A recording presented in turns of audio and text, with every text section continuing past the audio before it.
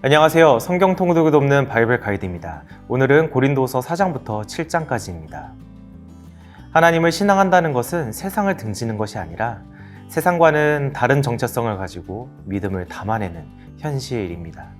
그래서 그리스도를 신앙하게 되면 자연스럽게 세상과의 관계를 재정립하게 됩니다. 끊어지거나 흐트러진 관계가 온전해지고 화목하기를 위해 고민하고 애쓰게 됩니다. 바울은 고린도 교회가 하나님과 화목해짐으로 거룩한 삶을 지향하도록 고린도 교회에 계속해서 권면합니다. 그릇은 무언가를 담아내는 것을 목적으로 만들어졌습니다. 깨끗하고 수수한 그릇에 담긴 화려한 음식은 그 그릇이 부각되지 않기에 도리어 빛을 발할 수 있습니다. 그래서 우리가 보배를 가진 질그릇이라는 사도 바울의 표현은 그릇인 성도를 낮추는 듯 하지만 역설적으로는 성도를 높이는 결과를 보여줍니다. 그 안에 담긴 보배, 복음의 가치만큼 말입니다. 바울은 먼저 그 보배를 담은 그릇되어 영광스러운 직분을 감당했습니다. 그가 핍박받고 넘어짐을 당한 것은 복음으로 인해 도리어 영광이 됩니다. 예수 그리스도를 담은 신앙은 세상이 추구하는 영광에 집착하지 않습니다. 도리어 세상의 영광을 버리고 믿음으로 그리스도의 고난에 동참합니다. 영원한 것을 위해 영원하지 않은 것을 주목하지 않고 기꺼이 포기합니다.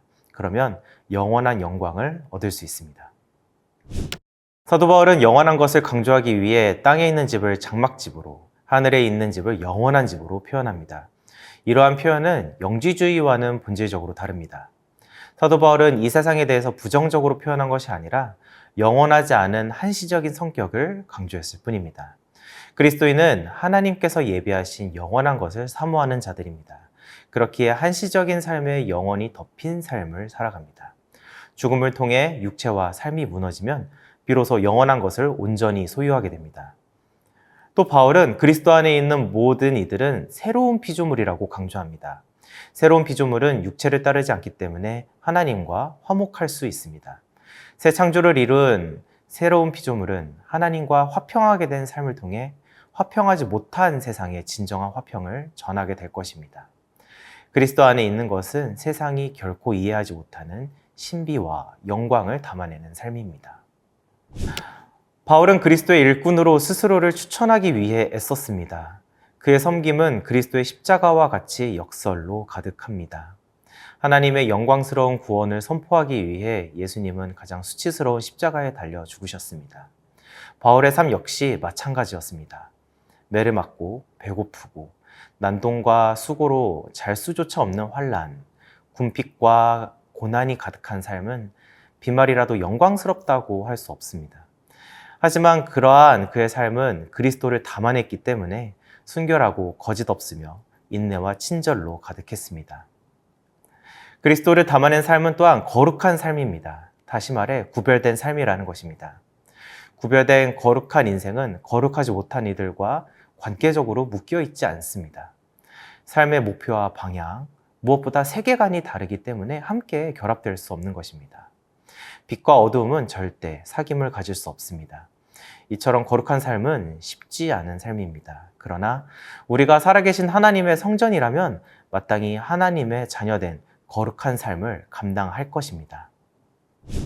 바울은 고린도 교회를 향한 자신의 애정을 굳이 숨기지 않습니다. 이러니 저러니 해도 바울에게 있어 고린도 교회는 자신의 자랑이었습니다. 어쩌면 바울이 그들을 책망하고 다시 가르치기 위해 고린도전서와 같은 편지를 보내거나 근심하여 방문한 것도 고린도 교회에 대한 자신감이 있었기 때문일지도 모르겠습니다. 점차 변화되는 고린도 교회를 통해 기뻐하며 위로를 받은 것은 바울뿐만이 아니었습니다. 그들을 사랑하고 친밀하게 지도하였던 디도에게도 커다란 위로였습니다. 내가 아닌 누군가의 변화로 인해 위로받고 기뻐하고 있다면 그 누군가는 더 이상 타인이 아닌 것입니다.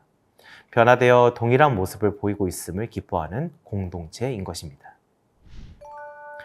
최근 교회의 모습은 개인적인 신앙에 몰두되어서 그 특유의 공동체성을 잃어가고 있는 것 같습니다. 세상의 개인주의가 교묘하게 교회 안으로 들어와서 공동체로서 누릴 수 있는 기쁨을 희석시키고 있는 것은 아닌지 모르겠습니다. 하지만 진짜 그리스도인이라면 이기적인 모습을 버리고 서로의 삶을 위해 함께 아파하고 또 때론 함께 기뻐할 것입니다. 바울과 디도가 경험한 기쁨과 위로는 절대 그들만의 특별한 경험이 되어서는 안 됩니다. 시대를 뛰어넘어 모든 교회가 공감하는 교회 공동체의 일상이 되어야 합니다.